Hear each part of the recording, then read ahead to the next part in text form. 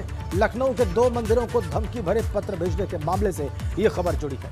Police को CCTV footage में कुछ संदिग्ध लोग दिखाई दिए हैं और पुलिस कई जगहों की सीसीटीवी फुटेज भी खंगाल रही है।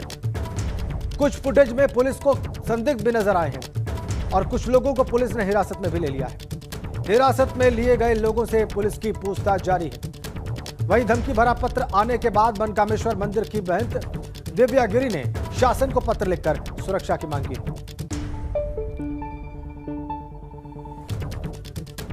तो लखनऊ के 2 मंदिरों को धमकी भरे पत्र भेजने के मामले में बड़ी अपडेट एबीपी गंगा आपको दे रहा है। कुछ संदिग्ध लोग पुलिस को सीसीटीवी फुटेज में दिखाई दिए हैं।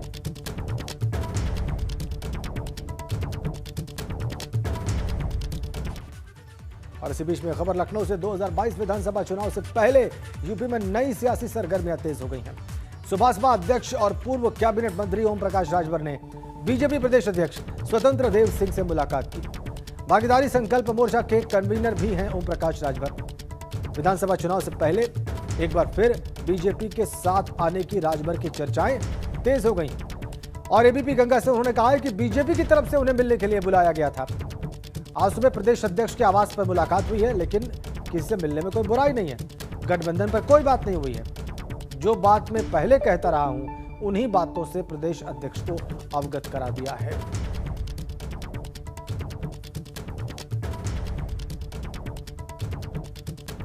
तो एबीपी गंगा से बहुत साफ कहा है ओम प्रकाश राजभर ने इस 1 घंटे की मुलाकात के बाद कि जो बातें वो पहले कहते रहे वो जाके उन्होंने प्रदेश अध्यक्ष स्वतंत्र देव सिंह से कह दी। और एक बार फिर उन्होंने एबीपी गंगा से कहा है कि वो एनडीए का हिस्सा नहीं बनेंगे, वो बीजेपी के साथ नहीं जाएंगे, ये तय है।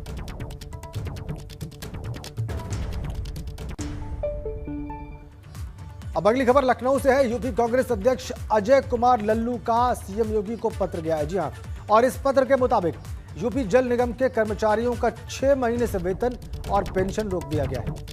विभाग के कर्मचारियों को सामान्य भविष्य निधि से वंचित रखकर जल निगम को बंद करने की तैयारी की जा रही है। ऐसा पत्र लिखकर अजय कुमार लल्लू ने मुख्यमंत्री से कहा है।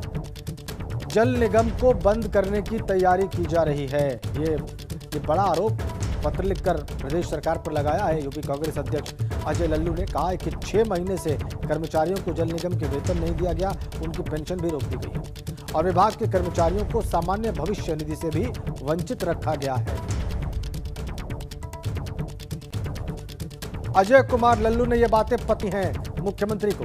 मुख्यमंत्री योगी आदित्यनाथ को पत्र लिखा है अजय कुमार लल्लू ने और उस पत्र में यह बातें लिखी है। जल निगम का मुद्दा उठाया है, कहा है कि जल निगम को बंद करने की तैयारी है।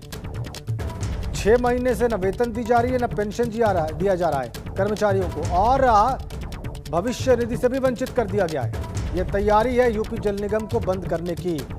ये देखिए पत्र भी हमने आपकी स्क्रीन पर रख दिया है।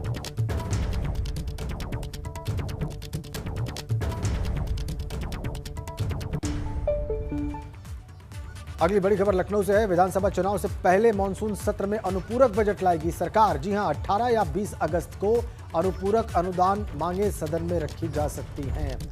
17 अगस्त से मानसून सत्र शुरू हो रहा है और सत्र के दौरान कई जन कल्याणकारी योजनाओं की घोषणा भी होगी।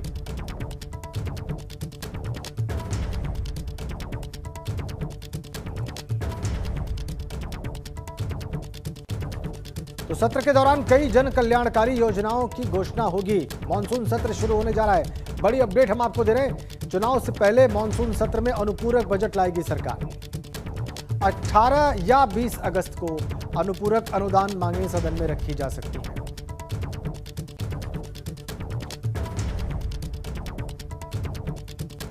सत्रह अगस्त से मानसून सत्र शुरू हो रहा है और आज 2 जिलों के दौरे पर है मुख्यमंत्री योगी आदित्यनाथ। दोपहर बाद श्रावस्ती जाएंगे मुख्यमंत्री और श्रावस्ती में जिला अस्पताल और वैक्सीनेशन अभियान का निरीक्षण करेंगे। श्रावस्ती में बीजेपी कार्यकारिणी सदस्यों के साथ वो बैठक भी करेंगे और शाम को बलरामपुर जाएंगे मुख्यमंत्री योगी आदित्यनाथ। तो आज 2 जिलों के दौरे पर है मुख्यमंत्री, श्रावस्ती और बलरामपुर। श्रावस्ती में वो पहुंच जाएंगे दोपहर में और उसके बाद कुछ घंटे वो श्रावस्ती में गुजारेंगे, फिर शाम को बलरामपुर। देवीपाटन मंडल में आज विकास कार्यों की व्यवस्थाओं की समीक्षा करेंगे खुद मुख्यमंत्री योगी आदित्यनाथ।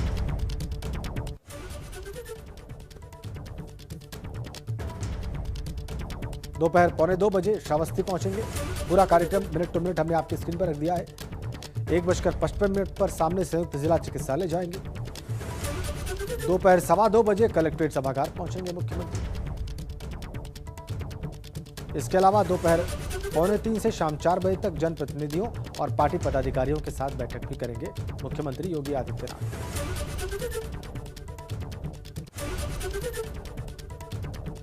शाम 5:15 बजे श्रावस्ती कलेक्ट्रेट से रवाना होंगे और फिर बलरामपुर जाएंगे मुख्यमंत्री। शाम 5:25 पर बलरामपुर के लिए रवाना हो जाएंगे। शाम 5:45 बजे बलरामपुर के तुलसीपुर पहुंच जाएंगे मुख्यमंत्री और उसके बाद शाम 6 बजे शक्तिपीठ देवी पाटन मंदिर पहुंचेंगे और वहां पर पूजा आराधना भी करेंगे।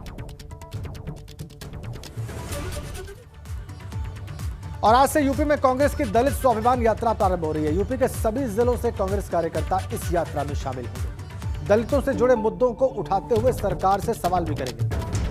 ब्राह्मण वोट साधने में बीएसपी और समाजवादी पार्टी जुटे हुए हैं। दूसरी ओर दलित वोट बैंक पर कांग्रेस की नजर है।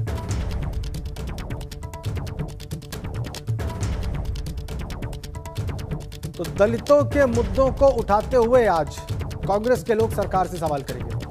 दलित स्वाभिमान यात्रा का प्रारंभ हो रहा है। सभी जिलों से कांग्रेस कार्यकर्ता इस यात्रा में शामिल होंगे।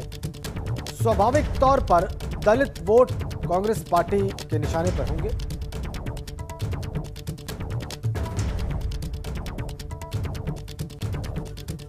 दलितों से जुड़े मुद्दों को उठाते हुए सरकार से प्रश्न करेंगे कांग्रेस पार्टी के नेता। सभी जिलों में यह यात्रा निकाली जाएगी और सभी जिलों से कांग्रेस कार्यकर्ता इस यात्रा में शामिल होंगे, इस यात्रा से जुड़ेंगे। दलित वोट निश्चित रूप से साधने का ये प्रयास दिखाई देता है, लेकिन इसका असर क्या होगा, इस यात्रा का मैसेज क्या जाएगा दलितों में, ये वक्त बताएगा।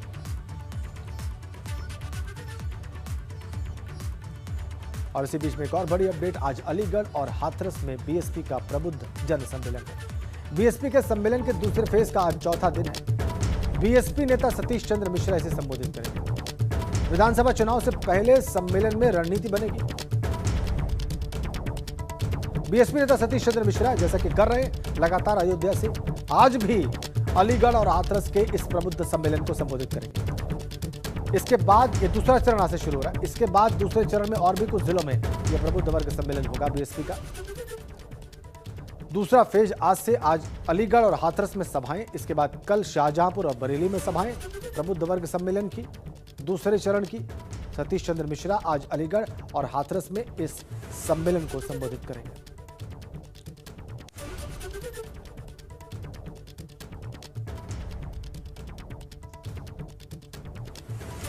पांच अगस्त को लखीमपुर सीतापुर में, 7 अगस्त को बदायूं और मुरादाबाद में, 8 अगस्त को बिजनौर और मुजफ्फरनगर में प्रबुद्ध वर्ग सम्मेलन होंगे, जिनको संबोधित करेंगे बीएसपी के जनरल सेक्रेटरी सतीश चंद्र मिश्रा। तो ये दूसरे चरण का पूरा कार्यक्रम 9 अगस्त को देखिए अमरोहा और संभल में, 10 अगस्त को मेरठ और बागपत में और 10 अगस्त को ही गाजियाबाद में ये प्रबुद्ध वर्ग सम्मेलन होगा बहुजन समाज पार्टी का। 11 को सहारनपुर और शामली में, 13 को बुलंदशहर में, 14 को नोएडा में। दूसरे चरण का ये पूरा कार्यक्रम हमने आपकी स्क्रीन पर रख दिया है बीएसपी का।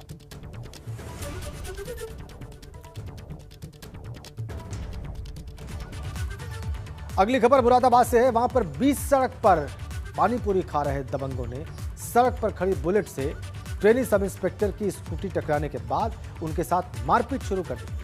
दबंगों ने सब इंस्पेक्टर को खूब पीटा और लहूलुहान कर दिया। यह पूरी वारदात सीसीटीवी में कैद हो गई। अब थाना सिविल लाइंस पुलिस ने मारपीट करने वाले 2 आरोपियों को हिरासत में लिया है और मामला दर्ज कर लिया है। विवाद इस बात पे हुआ, हल्की सी 1% इनकी जो बुलेट बाइक है वो हमारी स्कूटी से टकरा गई। मतलब मामूली 1%, जिसमें ना कोई जान माल की कोई हानि हुई। बस मैंने सॉरी वॉरी कहा, इन्होंने ये लोग माने नहीं और इसी बात पे इन्होंने मेरे को पीटना चालू कर दिया।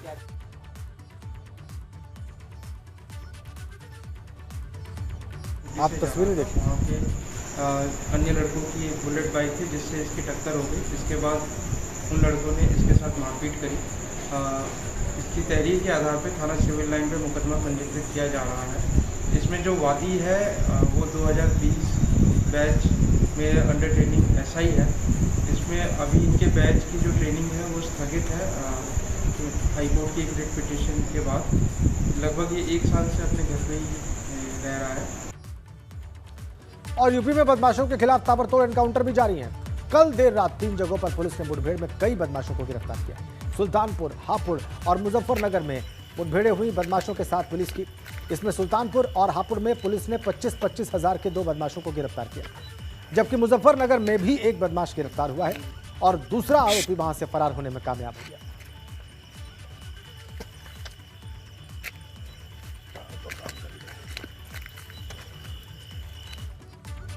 इधर जौनपुर के बदलापुर थाना इलाके के मिर्सादपुर चौराहे पर सरेआम एक पक्ष ने कई राउंड फायरिंग की। मौके पर मौजूद बाइक में भी तोड़फोड़ की गई और बाद में सूचना पर पहुंची पुलिस ने घटनास्थल से कारतूस के खोखे बरामद किए हैं और तहरीर पर मुकदमा भी दर्ज कर दिया है।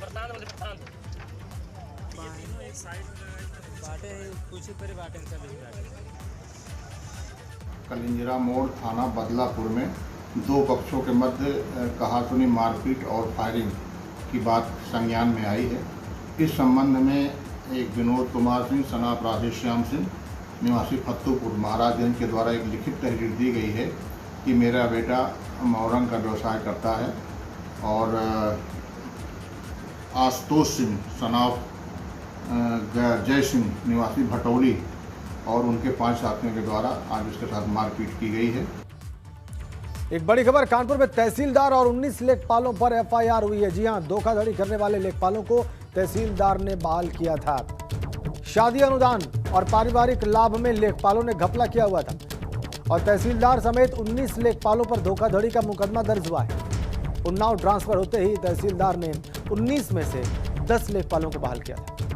गड़बड़ी पता चलने पर जिलाधिकारी के आदेश के बाद मुकदमे दर्ज किए गए।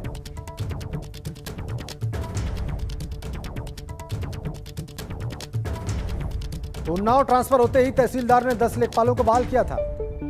ये वो लेखपाल हैं जो गड़बड़ी में शामिल थे।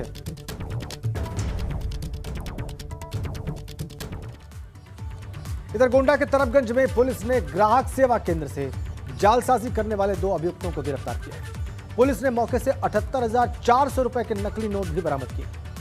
गैंग के सभी सदस्य ग्राहक सेवा केंद्र से पैसे लेते थे और जमा करने के दौरान उसमें नकली नोट डालकर उसे जमा कर देते थे। इस मामले में पुलिस ने जालसाजी का मामला दर्ज कर लिया है। गोंडा में थाना तरफगंज अंतर्गत एक फ्रॉड का मामला प्रकाश में आया था, जिसमें ग्राहक सेवा केंद्र के माध्यम से कुछ लोग गैंग बना के नकली नोटों के माध्यम से पैसा ट्रांजैक्शन करवाते थे। ये लोग ग्राहक सेवा केंद्र पे जाते थे और पैसा ट्रांसफर कराते थे और उसके जब कैश देने की बारी आती थी तो उसमें ऊपर असली नोट लगाते थे और बीच में नकली नोट, चिल्ड्रंस बैंक टाइप के नोट लगा के वो ग्राहक सेवा केंद्र पे देते थे। तो गोंडा से जो खबर आई आपने देखी, 78,400 के नकली नोट बरामद हुए हैं, 2 जालसाज गिरफ्तार किए गए। और अब खबर बरेली से, यहां पर मोबाइल पर फ्री फायर गेम खेलने का शौकीन छात्र बरेली जा पहुंचा। दरअसल इस गेम के जरिए बच्चा कई अनजान लोगों से फोन पर बात भी करता था। बच्चे के पिता मर्चेंट नेवी में हैं। रविवार शाम 7 बजे बच्चा स्कूल बैग और मोबाइल लेकर घर से निकला और फिर वापस नहीं लौटा। बच्चे की मां का कहना है कि बच्चा कभी बाहर नहीं जाता था। रविवार को बच्चा घर से बाहर निकला और जब नहीं लौटा तो परिजनों ने मुकदमा दर्ज करवाया और पुलिस अब बच्चे की तलाश में जुटी है। लापता होने के 2 दिन बाद बच्चे को श्रावस्ती से पुलिस ने बरामद किया है।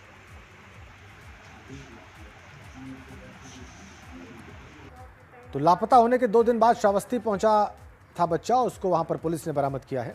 अब शाम को 7:18 पे निकल गया, चुपचाप चले गए। पुलिस ने इस लापता बच्चे को, जो 2 दिन से लापता था, श्रावस्ती से बरामद किया है।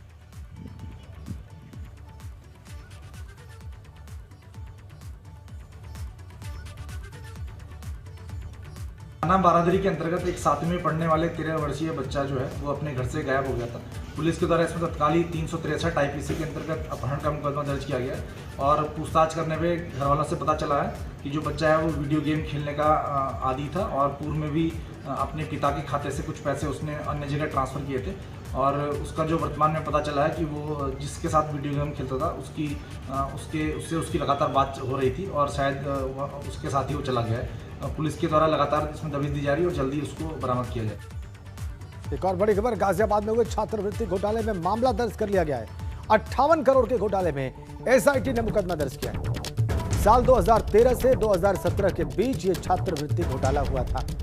मामला दर्ज कर लिया। इसमें स्पेशल इन्वेस्टिगेशन टीम ने 58 करोड़ का घोटाला सामने आया, उसके बाद एसआईटी ने मामला दर्ज किया है। यह छात्रवृत्ति घोटाला साल 2013 से 2017 के बीच हुआ। तो आखिरकार एसआईटी ने मामला दर्ज किया गाजियाबाद में हुए इस घोटाले के मामले में। 2013 से 2017 के बीच में इस घोटाले को अंजाम दिया गया।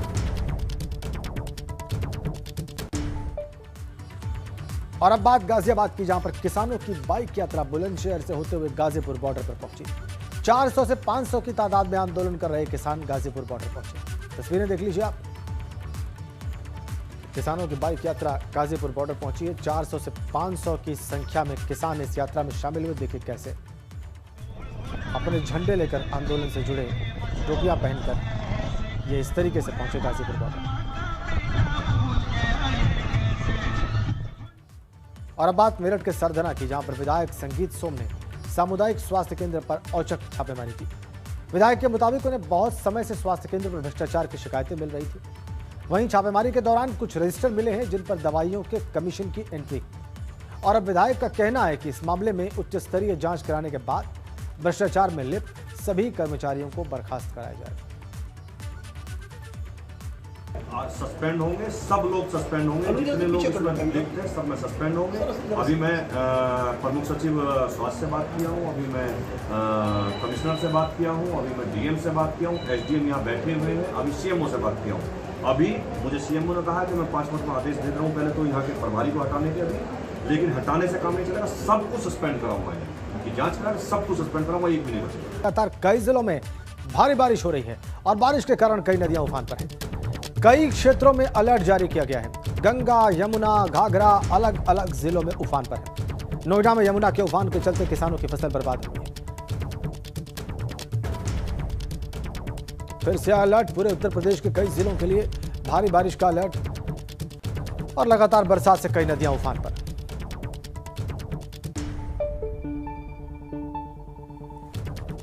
आफत की बारिश उत्तर प्रदेश में। नोएडा में यमुना नदी के उफान की वजह से किसानों की फसल बर्बाद। लगातार कई जिलों में भारी बारिश हो रही है और आगे भी ऐसा होने का अलर्ट है।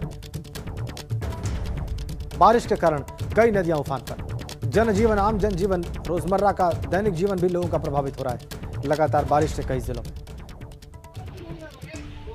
और कई जिलों में, कई शहरों में, कई कस्बों में जो जल भराव की समस्या है वो भी हमने आपकी स्क्रीन पर रखी है। झांसी में, ललितपुर में, बाराबंकी में आप देखिए स्थितियां क्या है।